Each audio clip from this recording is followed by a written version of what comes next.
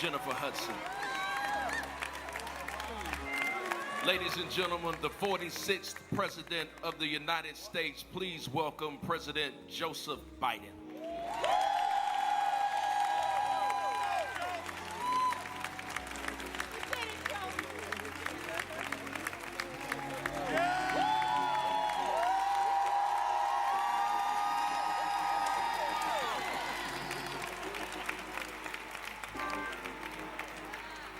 Thank you.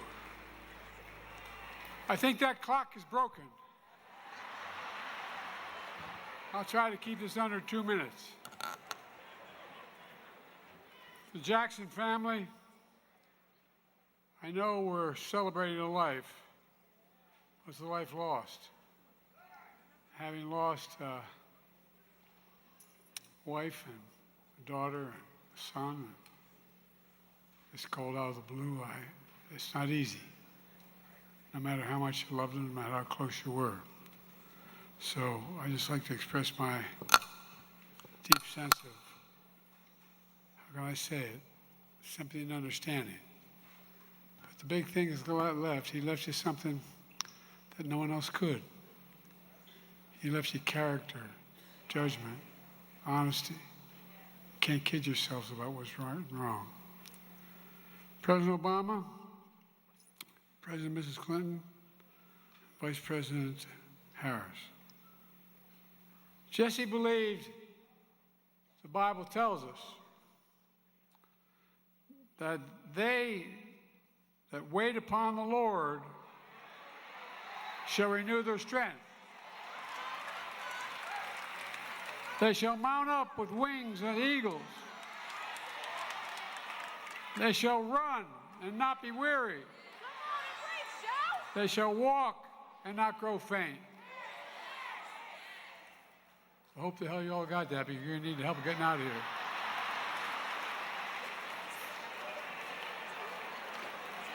You know, I come from Scranton, Pennsylvania initially, where the fact that I was an Irish Catholic wasn't a very positive thing to be.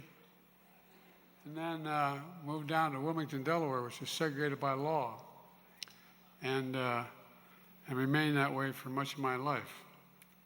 And you know, it's interesting that Jesse Jackson, before we knew Jesse Jackson, I was raised with the notion that that hope is all you really have. You can't give up hope. My dad used to say, when you get knocked down, Joey, just get up. Just get up. Well, I, as a kid, I was a relatively good athlete, a pretty good student, but I stuttered to talk like that. Now, if I told you all earlier, when I was a kid, I had a cleft palate or a club foot, none of you would have laughed. But it's okay to laugh at stuttering. I'm not being critical of you, but think about it. It's the one place where people think you're stupid. Oh, really? I'm a hell of a lot smarter than most of you. But all kidding aside, it makes you feel really small. Makes you feel really small. And you know, when I moved from Wilmington to Claymont, Delaware, a working-class town, I was surprised. I remember being dropped off at a little Catholic school I went to, 3rd grade. And I watched this bus go by every day. And it passed, I was on the call of Philadelphia Pike connecting Wilmington and Philadelphia. And it passed the turn to the big high school, Claymont High School. And the little Catholic school I went to, Holy Rosie, was right on the corner. I remember saying to my mom, "Mom, why does that happen?"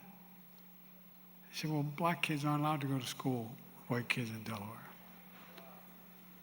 And, you know, the more I thought about that, I thought to myself, how can that be, how can that work? How can that be right? And so, as strange as it sounds, I got involved in being concerned about it. I didn't know a damn thing about the civil rights movement. I was going into 4th grade. But you know what's right and you know what's wrong and you feel it. You know, the fact of the matter is, the man of God and the people throughout the decade of friendship and partnership, I knew Jesse. We were both young. I'm only 83. Here's 80. I'll tell you laughing at. That's 40 times 2 plus. But all kidding aside, we came up through the same time. I knew Jesse, and history remembers him. I knew him was determined and tenacious. I knew him was underrated, undeterred, and unafraid. Not a joke. And more than most, Jesse was dedicated with every fiber in his being to redeeming the soul of America. The soul of America. You know, Jesse came up, and I came up together as leaders in the Democratic Party. We had very different backgrounds, in some cases even different views, but never on race. Sometimes we went at toe-to-toe. We disagreed on some issues. But that's what I actually admired most about Jesse, his passion. He was passionate. His passion, the courage of his convictions. And you know, his courage inspired a hell of a lot of us, even though we were the same age. You know, with his captivating presence, his stirring words, he would be easy for history to mistake Jesse for a firebrand. I think they'd get it wrong. Jesse certainly created his fair share of good trouble. But through decades of service, Jesse's abiding message is one of unity. That's what he talked about. Through decades of service, Jesse's abiding message of unity moved people in the right direction. Above all, he always sought common ground. I remember telling Jesse that I knew a guy in South Africa that I was going to go see. His name is Nelson Mandela. And Jesse saying, how are you going to guys actually see him? By the way, you know, the continent of Africa is going to be the largest continent in the world in terms of population by the year 2050, the largest in the entire world. Watch, man. Watch. And the fact of the matter was that I remember there were a group of senators going down to, I got elected when I was 29. I wasn't old enough to be sworn in. For real. Some people I wasn't bright enough to be sworn in, but the point was, I had to wait 17 days before I could be eligible to be sworn in as a United States Senator. One of the benefits that had was I wasn't going to leave the Senate. I wasn't going to be sworn in because I got a phone call on December 18th before we would get sworn in January that my wife and daughter had just been killed and my 2 boys are going to die. So I decided there was an accident. There was Christmas shopping, a tractor trailer hit him. So I decided I wasn't going to go to the Senate. And often pointed out to me, I said, you know, my kids can, the state of Delaware can always get another senator. We had a Democratic governor. And, but they can't, my kids can't get another father. But because of a couple of people, starting with Teddy Kennedy and a guy named Fritz Hollins from South Carolina, where Jesse was from, and a few others after Hubert Humphrey and others, they put their arm around me and they said, look, just stay for 10 months and then go. Because they knew I was going to be leaving, as Hillary can tell you, and all 3 of them can tell you, is that when you're a freshman, you don't get on the good committees. Committees everybody wants to get on are appropriations, finance, judiciary, and foreign relations. So to keep me down there, they put me on 2 really important committees. The Judiciary Committee, which allowed me to appoint the first black justice to the Supreme Court. And the Foreign Relations Committee. The real benefit of that was, I've been around so damn long, I literally, and I don't want, I'm not being critical of my colleagues, I know more heads of state personally than any other president in history of the United States of America. Which means I know a lot about other countries. I spend a lot of time. But here's the point. You know, the fact is that as I learned, and by the way, I've forgotten more about what Putin does and these guys and Xi than most people know. I've met with Putin anyway. And remember, Barack was a great, great man to be vice president for. I really mean it, Barack. Thank you.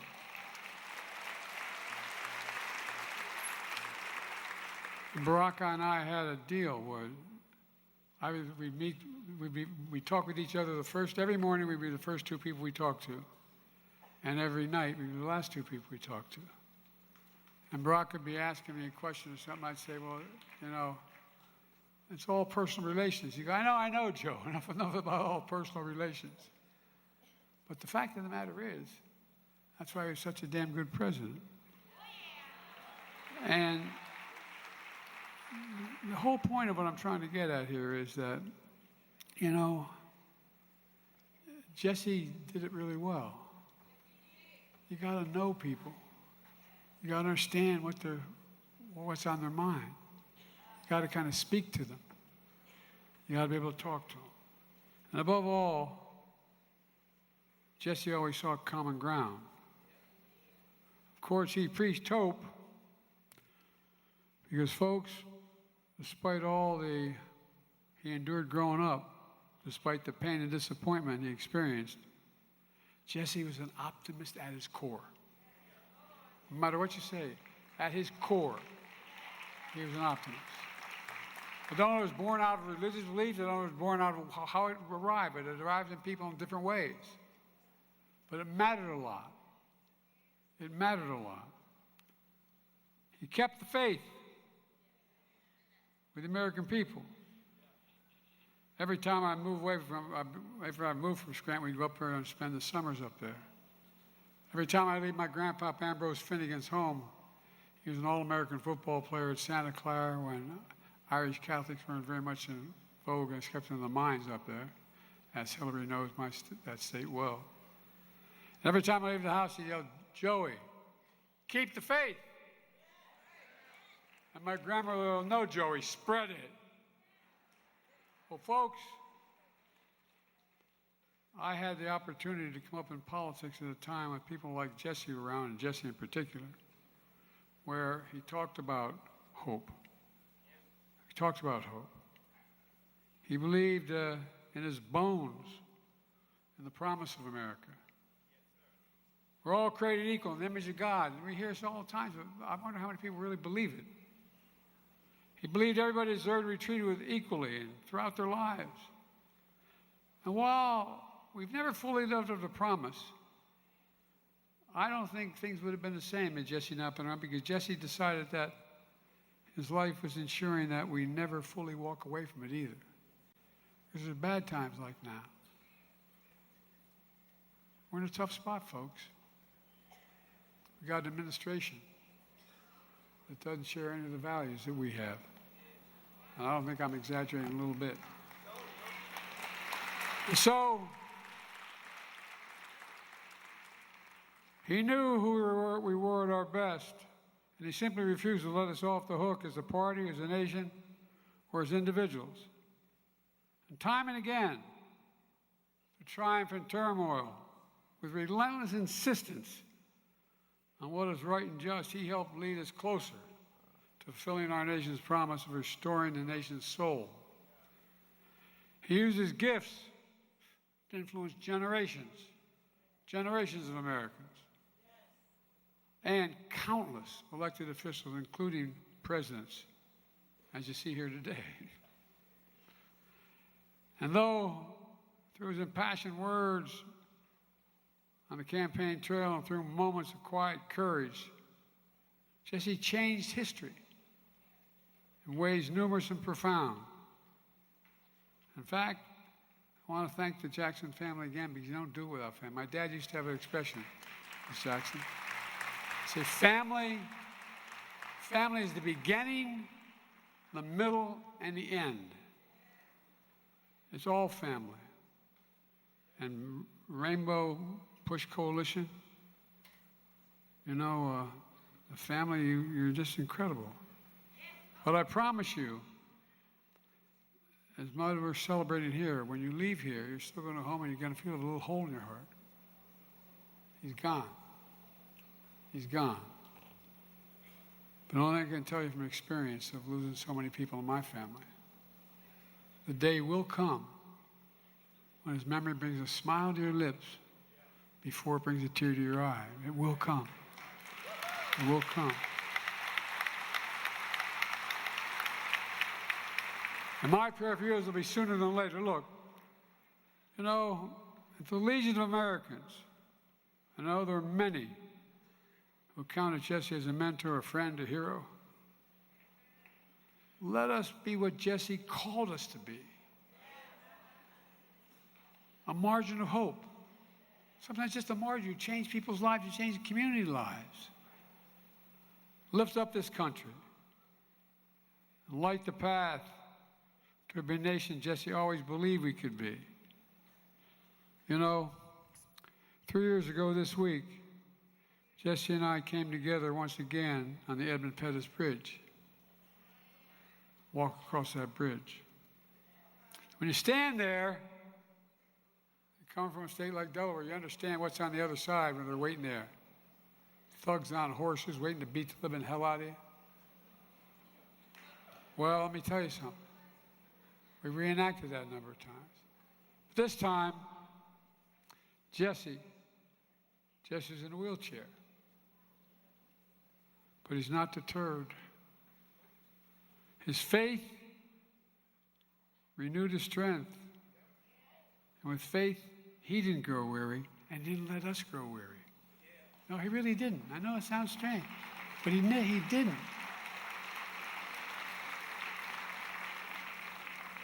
I reflected on Jesse's strength and his spirit. Let me close with sharing a hymn that means a lot to the Biden family.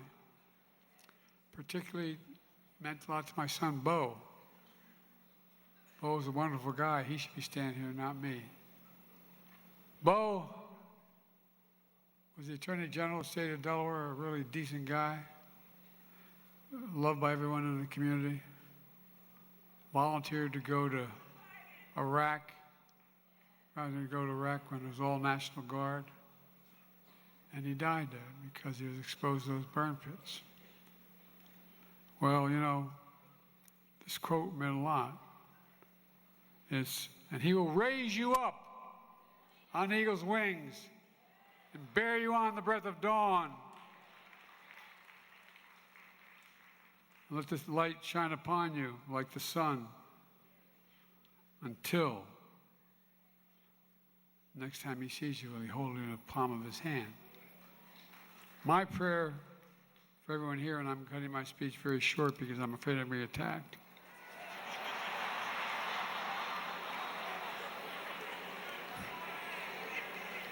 So, folks, I guess I could say it all in one paragraph. Don't give up. I started off every morning as a young man when I got back to Delaware. Every morning, because I got involved in my community, I quit my job with one of the biggest law firms in Delaware, became a public defender. And I spent a lot of time with the community. I was the only white guy who worked on the east side of Wilmington, Delaware. Matter of fact, they named the biggest swimming pool after me, the Biden swimming pool, man. But all kidding aside, I was one of only 13 lifeguards. I was the only white guy. Because I wanted to understand I thought I knew the issues, but didn't understand the individual persons.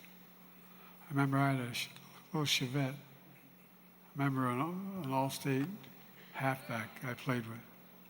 And he said, Joe, you have a jerry can? You know, a big 5-gallon. He said, can I borrow your car?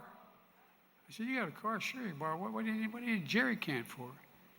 He said, you dumb SOB. I'm going down to see my mother in North Carolina. I can't stop at a gas station. I can't stop at a gas station. The point I'm making is, the more we know one another, the more we understand what we're going through. There's enough decency and human nature in this country to reach out, to help. You know,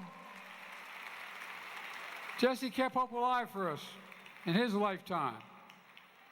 And we've got to continue to do it in our lifetime for our children, because there's nothing beyond our capacity when we work together. Nothing, nothing, nothing. So stand up and finish this job.